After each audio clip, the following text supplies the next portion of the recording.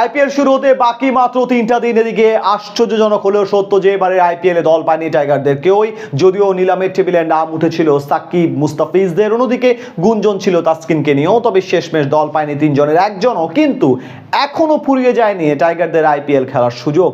নতুন যে নিয়মে এখনো দল পেতে পারেন মুস্তাফিজ সাকিবরা, বিস্তারিত সেটাই শুনবো প্রতিবেদনের বাকি অংশে। আর মাত্র 72 ঘন্টা পরই পর্দা উঠতে যাচ্ছে ফ্র্যাঞ্চাইজি ক্রিকেট টুর্নামেন্টের সবচেয়ে জনপ্রিয় লিগ আইপিএল এর এবারের জমজমাট আসরের। প্রতি বছর এই আইপিএল ঘিরে উচ্ছ্বাসের কোনো কমতিই থাকে না বাংলার ক্রিকেট প্রেমীদের, কেননা ভারতীয় প্রিমিয়ার লিগের এই আসরে খেলে থাকেন মুস্তাফিজ কিংবা সাকিব আল হাসানদের মতন জনপ্রিয় টাইগার তারকারা।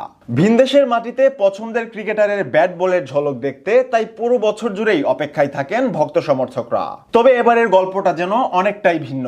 আইপিএল এর নিলামে এবছর দল পায়নি বাংলাদেশের কোনো ক্রিকেটারই। নিলামের টেবিলে অবশ্য নাম উঠেছিল সাকিব মুস্তাফিজের, তবে শেষমেশ দুই তারকার কারোর প্রতি আগ্রহ দেখায়নি দলগুলো। নিলামে দল না পাওয়ার পরও সামনে আসছিল নানান খবর। গুঞ্জন শোনা যাচ্ছিল মুস্তাফিজকে পেতে মরিয়া শাহরুখের কলকাতা নাইট রাইডার্স, তবে শেষমেশ কোনো কিছুই চূড়ান্ত হতে দেখা যায়নি। মুস্তাফিজ বাদেও গুঞ্জন ছিল আরেক পেসার তাসকিন আহমেদের বেলায়। বাংলাদেশের স্পিড স্টারকে পেতে রীতিমতো হুমড়ি খেয়ে পড়েছে লখনৌ সুপার জায়ান্ট, এমন খবর রটেছিল বাংলার ক্রিকেট পাড়ায়। এমনকি তাসকিনকে পেতে মোটা অঙ্কের অর্থ গুনতেও প্রস্তুত ফ্র্যাঞ্চাইজিটি। তবে কেবল এক শর্তেই খেলা হবে তাসকিনের, পুরো সিজনের জন্য এনওসি পেলে তবেই লখনৌতে যাবেন ঢাকা এক্সপ্রেস। সামনে আসছিল এমন বাহারি খবরও। অন্যদিকে নিজের বোলিং নিয়ে বিপাকে আছেন সাকিব আল হাসান। শুধু ব্যাটার ক্যাটাগরিতে দল পেতে ব্যাক পেতে হবে টাইগার অলরাউন্ডারকে, এটুকু আগেই অনুমেয় ছিল। তবে বল হাতে ফিরতে মরিয়া সাকিব তাই একের পর এক দিয়ে যাচ্ছেন অ্যাকশন পরীক্ষা।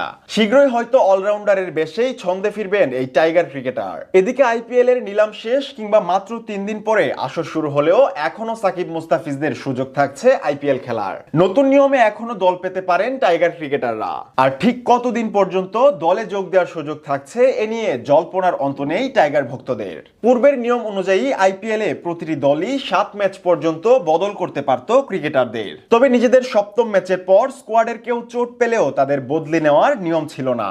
এবার সেই সময়সীমা বদলে সুযোগ থাকছে 12 ম্যাচ পর্যন্ত। প্রতিটি দলই নিজেদের 12তম ম্যাচের আগে চাইলেই চোট পাওয়া ক্রিকেটারদের বদলে নিতে পারবেন নতুন ক্রিকেটার। অর্থাৎ এবছর প্রতিটি দলই নিজেদের 12তম ম্যাচের আগে নিতে পারবেন যে কোনো বাংলাদেশি তারকাকে। অবশ্য চাইলেই যে কাউকে বদলি হিসেবে নিতে পারবে না দলগুলো। শুধুমাত্র যারা নিলামের তালিকায় থেকেও দল পাননি তারাই কেবল দল পাবেন। কোনো বিদেশি ক্রিকেটার চোট পেলে তার পরিবর্তে বিদেশি নেওয়া যাবে। তবে বিদেশি ক্রিকেটারদের 8 জনের কোটা পূরণ না হলে লোকাল খেলোয়াড়ের পরিবর্তেও বিদেশে নেওয়ার সুযোগ থাকছে। তাছাড়া বদলি ক্রিকেটার ঠিক কতটা পারিশ্রমিক পাবেন তাও নির্ধারণ করা আছে আইপিএল এর এই নিয়মে। সেক্ষেত্রে নিজের ভিত্তিমূল্যের সমান অর্থই পাবেন ক্রিকেটাররা। তবে বদলি হিসেবে নেওয়া হলে মৌসুমের শেষ পর্যন্তই থাকতে হবে দলের সঙ্গে, তবেই কেবল দল পাওয়া সম্ভব নতুন নিয়মে। অর্থাৎ এখনো সুযোগ থাকছে টাইগার ক্রিকেটারদের। তবে শেষমেশ দল পাওয়া হবে কিনা তাসকিন মুস্তাফিজ কিংবা সাকিবদের তা সময়ই বলে দিবে।